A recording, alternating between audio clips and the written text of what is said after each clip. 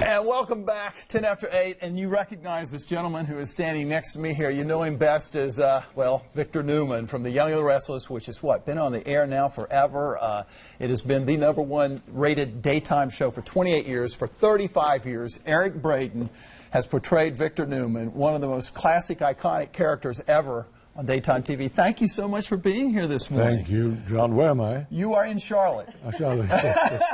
Now, I'm going to tell you a little secret. He was up a little late last night. He went to the Panthers game yesterday. I hope everybody's treating you well here in Charlotte. Wonderful. Panthers game was great. Loved it.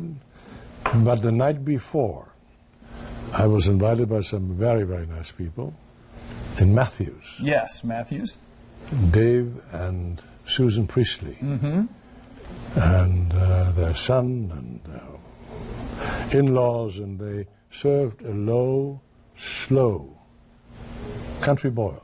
Low, slow country boil. Accompanied by a little moonshine. Yes, and did you have any? Topped off by Angel's, I call it Angel's Flight. It's not that. It's Angel's Envy. Angel's Envy. The best bourbon I've ever had. Yes. So here I am. We are delighted in to the have you morning. with us. It is. Well, tell us. So, are you traveling right now? Are you on a break from Young and the Restless? Well, for the weekend. For the weekend. Got to be back tonight. Oh, really? Start tomorrow morning again. Wow. And we were talking a little bit earlier outside. You were saying how many pages of dialogue you all do every day. Well, to put it very succinctly, in a nighttime television series, they shoot between 8 and 12 pages of an 80-page script. We shoot at least 80 pages a day, sometimes 100 pages, because they add pages from another script. I mean, they cram everything as much as they can into one day. So the work overload is tremendous. How do you do that, though? Obviously, you've been doing it for so long, and you're probably in some type of rhythm, but just how much toll does that take on you? Well, I have a little moonshine, and then I make it up. I'm kidding. No, you gotta stick with it pretty well verbatim. Sometimes I will improvise because I know the character better than anyone, and having played him for 35 years, and it's a wonderful job. It is in a town of 150,000 registered actors. 1% make a living. Oh, wow.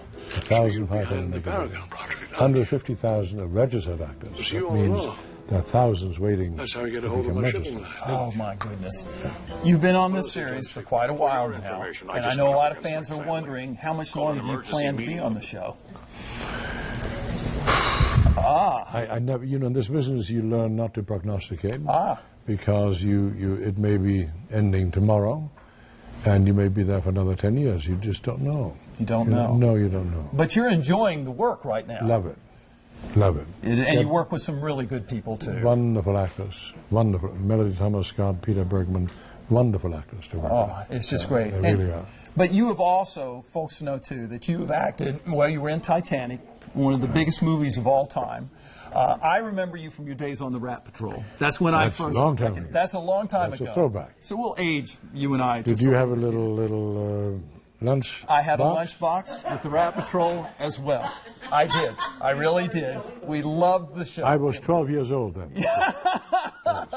We've seen some shows and things like that. Well, we just want to thank you for coming by. We do love The Young and the Restless. It airs right here on WTV. And I must say, I was received very hospitably by the Panthers and by Stephen Drummond, who is the PR guy for the Panthers. It was a spectacle yesterday. It was fantastic. It was, wasn't it? But you're a big sports fan. You follow some other sports teams Except as well. that quarterback from the Saints. Yes. He listened to his coach, which he shouldn't do. And he carried the ball at the very end of the game. Carried the ball to the side. There was a guy wide open, tight end or whatever, wide open, streaking across the field, begging for the ball, which then probably would have not augured well for the Panthers. No, it wouldn't have been. But players shouldn't listen to coaches. Not quarterbacks, not someone like Peyton Manning. These guys have more experience than any of the coaches. That's true. They can make adjustments very quickly. But the coaches have enormous egos.